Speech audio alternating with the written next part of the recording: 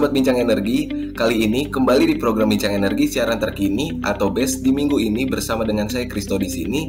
Dan kali ini saya juga ditemenin sama rekan saya. Halo Sobat Bincang Energi, saya Siva dari Bincang Energi. Jadi hari ini kita bakal ngobrolin berita-berita energi dari tanggal 1 hingga 14 Februari 2022. Iya bener banget nih Siva. Jadi kita bakal ulas nih berita-berita yang lagi hot mengenai energi. Jadi yuk, simak informasi yang akan kita ulas.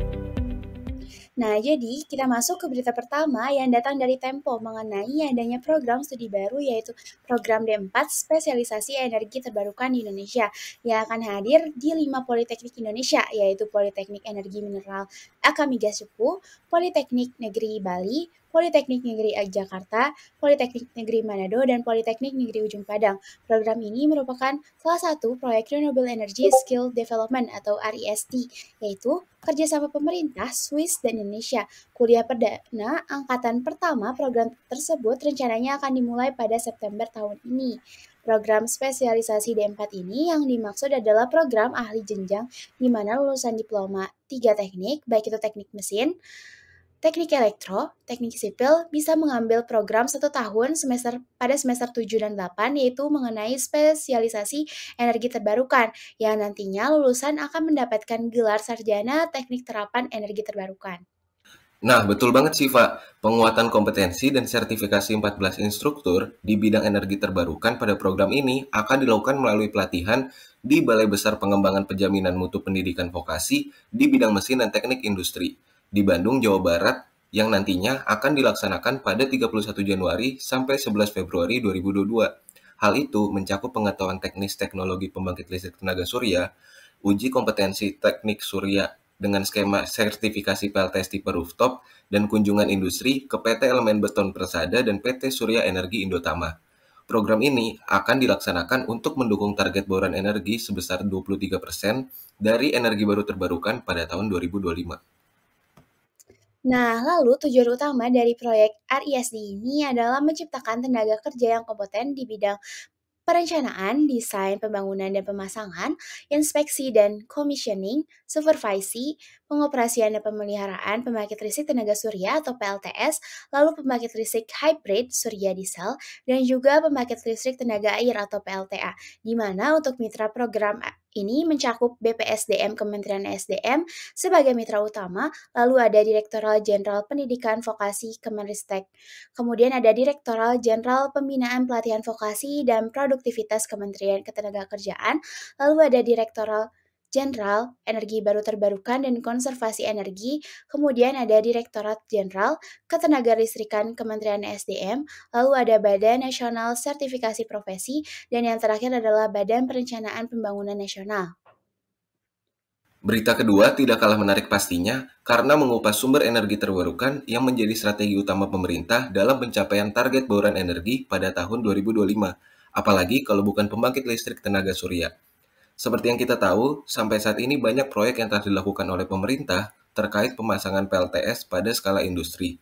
Ternyata tidak hanya pemerintah loh, melainkan beberapa perusahaan di Indonesia telah menyiapkan beberapa rencana pembangunan PLTS dalam rangka mendukung ketercapaian target pada tahun 2025.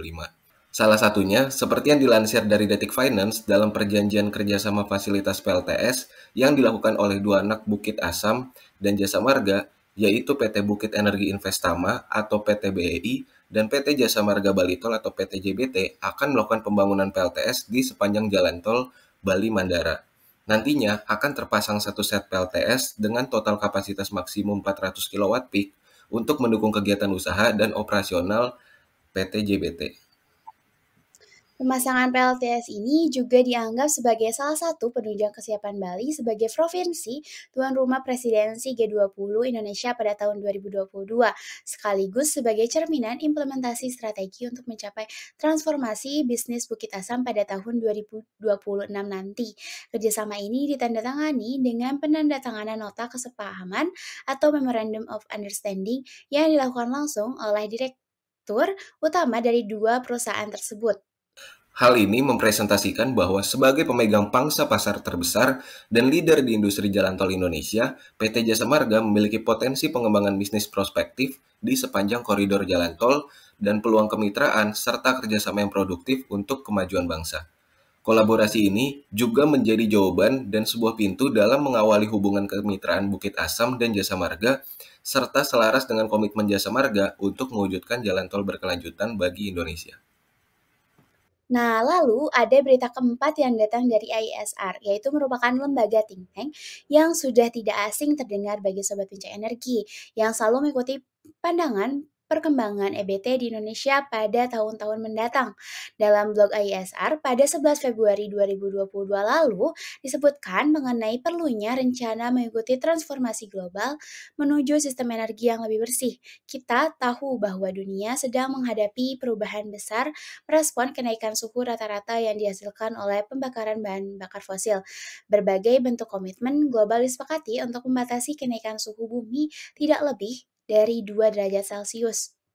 Indonesia sendiri berkomitmen untuk mengurangi emisinya sebesar 29% dengan upaya sendiri dan 41% dengan bantuan pihak negara luar, serta mencapai target net zero emission pada tahun 2060 atau lebih cepat.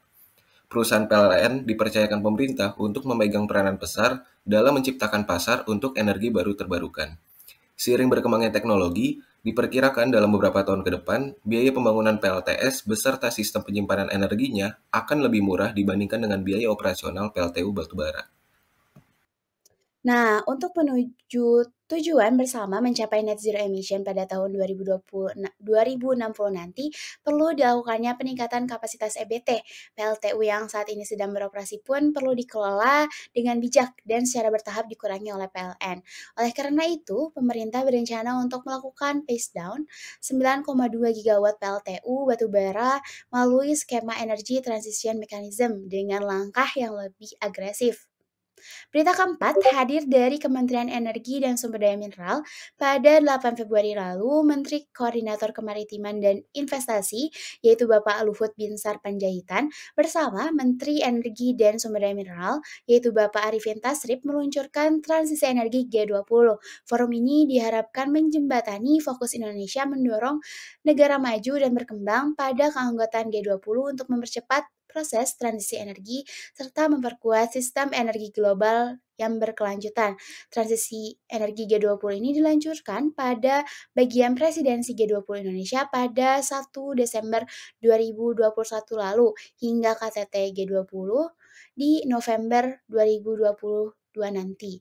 Presidensi ini menjadi sangat penting bagi Indonesia sebagai warga global yang mempunyai peran penting mendukung energi bersih dan iklim dunia. Pada pilar transisi energi ini akan mengangkat 3 isu prioritas, yaitu akses, teknologi, dan pendanaan. Hasil utama dari pembahasan forum ini sebagai tindak lanjut aksi-aksi pasca COP26 dan presidensi G20 sebelumnya. Dalam rangka mencapai karbon netral, Indonesia telah targetkan pada tahun 2060 atau lebih cepat lagi dengan dukungan real dari komunitas internasional. Sebagai bagian dari implementasi transisi energi di Indonesia, pemerintah akan terus mendorong lahirnya industri yang lebih hijau dan mendorong kontribusi swasta maupun filantropi melakukan pendanaan Sebagai bagian dari implementasi transisi energi di Indonesia, pemerintah akan terus mendorong lahirnya industri yang lebih hijau atau mendorong kontribusi swasta maupun filantropi melakukan pendanaan inovatif. Selanjutnya, Menteri SDM pun mengajak semua pihak untuk turut serta berkolaborasi aktif menyukseskan presidensi G20 Indonesia yang mengusung tema besar yaitu Recover Together, Recover Stronger. Komitmen Indonesia ini mengupayakan kesepakatan global dalam mengakselerasi percepatan transisi energi mendapat dukungan penuh dari sejumlah organisasi nasional.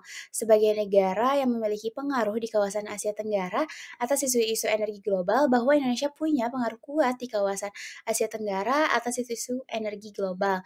Dukungan ini juga diberikan oleh International Renewable Energy Agency, yaitu IRENA, dan juga United Nations The Economic and Social Commission for Asia and the Pacific atau UNESCAP. Melalui forum ini, Indonesia memiliki kesempatan tidak hanya untuk mendorong momentum politik, tapi juga menunjukkan kepemimpinan transisi energi melalui aksinya. Berita terakhir datang kembali dari Kementerian Energi dan Sumber Daya Mineral atau ESDM, di mana pemerintah tengah mengakselerasi konversi motor listrik dengan menggandeng UMKM. Program ini dilaksanakan untuk mendukung strategi dalam menuju net zero emission pada tahun 2060 atau lebih cepat. Salah satunya dengan mengoptimalkan program konversi motor bahan bakar minyak atau BBM ke listrik yang ditargetkan sebanyak 1.000 unit di tahun 2022. Kementerian SDM sendiri akan memfasilitasi masyarakat yang ingin mengubah mesin kendaraan motor konvensional menjadi motor listrik. Apalagi, Badan Penelitian dan Balitbang Kementerian SDM saat ini sudah memiliki blueprint soal konversi motor berbahan bakar fosil menjadi motor listrik. Apabila program ini berhasil dilaksanakan dan berjalan dengan baik, maka akan menekan emisi dan juga biaya energi yang dikeluarkan. Menurut Bapak Dadan, yaitu Direktur Jenderal SDM, mengatakan bahwa biaya energi yang akan dikeluarkan hanya 1/10 dari biaya sekarang. Misalnya kita mengeluarkan uang untuk membeli BBM adalah harga 10.000. Nanti bisa jadi kita hanya membayar sebanyak Rp1.000 saja. Demi mempercepat penerapan keadaan listrik untuk transportasi sebagai rencana aksi transisi energi, Kementerian SDM juga mendorong pelaku usaha UMKM. Upaya ini dilakukan dengan melakukan kerjasama berupa penandatanganan nota kesepahaman antara Dirjen EBTKE dan Deputi Bidang Usaha Kecil Menengah Kemenkop UKM tentang sinergi transformasi menuju energi baru terbarukan dan penerapan konservasi energi pada usaha kecil dan menengah. Hasil kesepakatan ini meliputi koordinasi dan sinergi tugas dan fungsi, pertukaran data dan informasi, peningkatan kapasitas sumber daya manusia usaha kecil dan menengah, maupun pemberdayaan dan pembinaan usaha kecil dan menengah. Nantinya, Kementerian SDM akan membina para pelaku UKM untuk mengonversi motor listrik. Pada tahun 2021, Kementerian SDM sudah menyelesaikan 100 unit konversi motor roda 2 BBM milik Kementerian SDM menjadi motor listrik dan menargetkan 13 juta unit kendaraan bermotor menjadi motor listrik hingga tahun 2030, di mana separuhnya berasal dari motor baru dan hasil konversi. Nah, oke, akhirnya kita udah sampai nih di Berita Best di hari ini. Kita udah baca-baca dan ngobrol-ngobrol tentang berita terkini mengenai energi, khususnya energi terbarukan berkelanjutan. Bener banget nih Siva, tentunya di sini kita juga ingin mengajak Sobat Bincang Energi untuk nggak ketinggalan acara-acara dari Bincang Energi yang pastinya seru dan informatif banget nih. Seperti BES, BEM, Ruben, dan masih banyak lagi. Jadi jangan sampai kelewatan ya Sobat Bincang Energi. Oke, saya Siva dari Bincang Energi. Dan saya Kristo dari Bincang Energi. Salam energi berkelanjutan. Sampai jumpa di BES kedua minggu depan.